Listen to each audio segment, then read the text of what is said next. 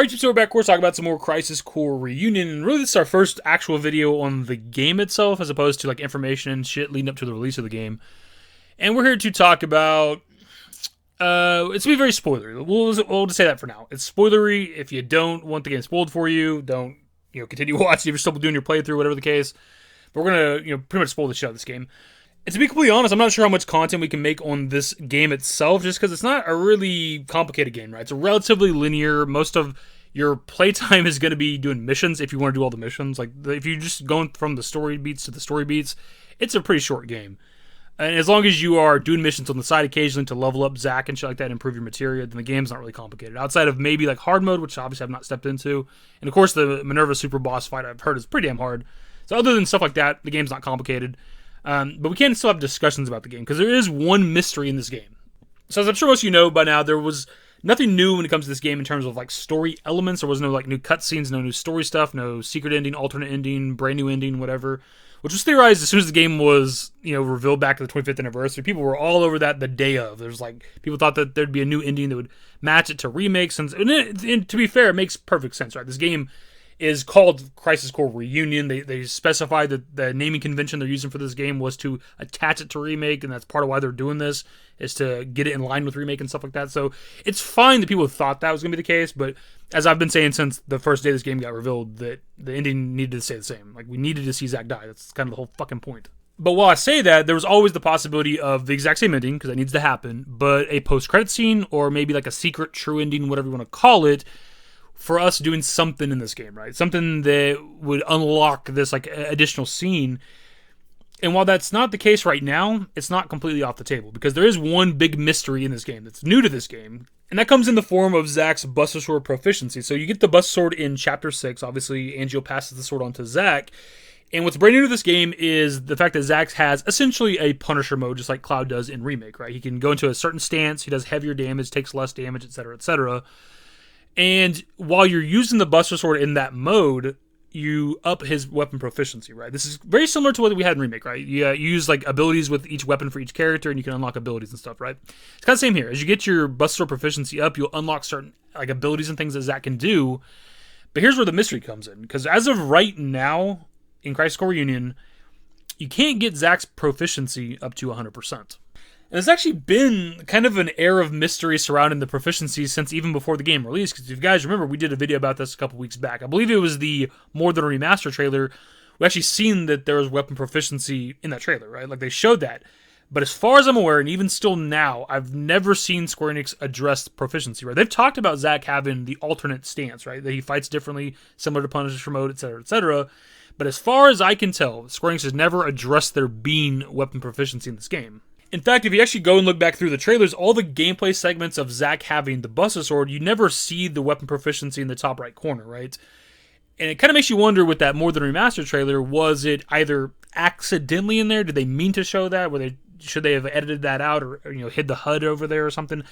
Or was it intentional? Was it an intentional tease from them? Because they never talked about it. Did they just slip it in there? It's only a couple seconds. It's easy to miss. If somebody didn't point out to me on my channel in the comments, I would have never noticed it.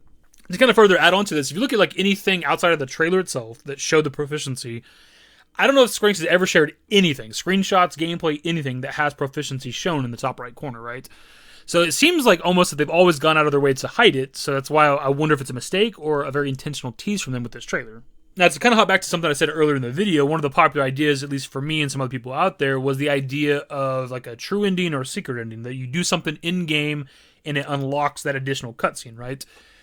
That might be what we have here, if we can figure out how to get to 100%. Because right now, the Buster Sword proficiency is stuck at 95%. And there's actually a precedent for this in the franchise already with something like Dirge of Cerberus, right? There's the ending of Dirge of Cerberus, but then there's that secret ending, the true ending, whatever you want to call it, where you have to collect the G files throughout the game. There's 3 of them hidden, and that unlocks that scene you get with Genesis kind of manifesting and grabbing Vice's body and flying off into the night sky. And that's the last thing we've ever seen up until Remake. In terms of like the timeline of the compilation, if you don't include like the 500 years in the future where we see Red 13 or whatever. So again, maybe if we can find a way to get Zack's Buster Sword proficiency up to 100%, that might unlock something. An alternate ending, a different ending, an additional cutscene, a post-credit scene. Who knows, man? But as of right now, that's just kind of a big if, because the people that have completed this game entirely, like 100% of this game, beat on hard mode, all the missions, all the fucking bosses, collected all the items, done everything that there is to really do in this game, And still, there doesn't seem to be a way to get it to 100%. And that might be maybe the point. Inverse had a pretty good quote in their article about this, that maybe it's a nod to the fact that Zack isn't the true master of the Buster Sword, because obviously that's Cloud. Because despite the actual origins of the Buster Sword, and despite how strong the character of Zack actually is, it's ultimately Cloud's weapon, right? So it might be this like subtle nod that Zack's not going to have the Buster Sword throughout all of Crisis Core in case you're new to the story. Because if we hop into like Remake, for example, Cloud can definitely max proficiency on the Buster Sword, and Zack can't apparently.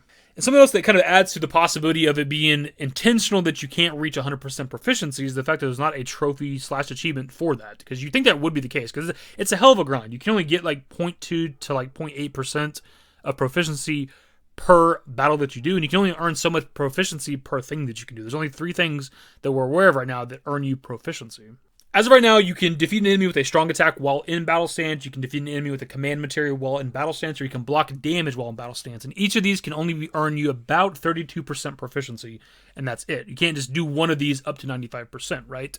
And obviously, you just do the basic math there, 32, 32, 32, that's 96, so that's why it's like roughly 32% per thing. That's where we get to the around 95%, and we just can't reach that 100% maximum.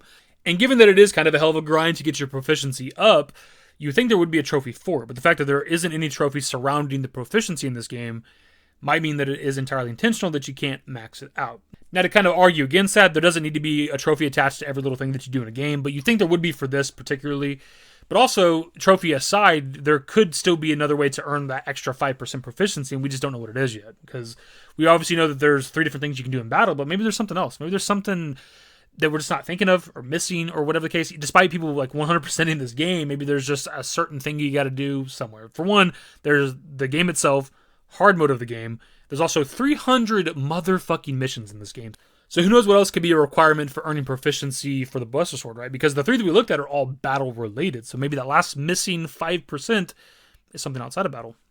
It's also possible that that last 5% is still battle related. We just have to discover what it is, right? Because for one, it's pretty strange that command materia is a requirement, because that's oddly specific, right? So maybe there's other materia combinations or other things you got to do. I don't know. I'm sure people have been experimenting with that already, but who knows, man? Something else that is a possibility, and I'm only mentioning this for the sake of conversation because we got to look at it from all different angles here, is maybe it's a bug. Maybe you were meant to be able to get to 100%, but for whatever reason you just can't in this game. They're going to have to fix it or patch it at a later point. I don't think that's what it is. Like, I'm like 99.9% certain that's not what it is.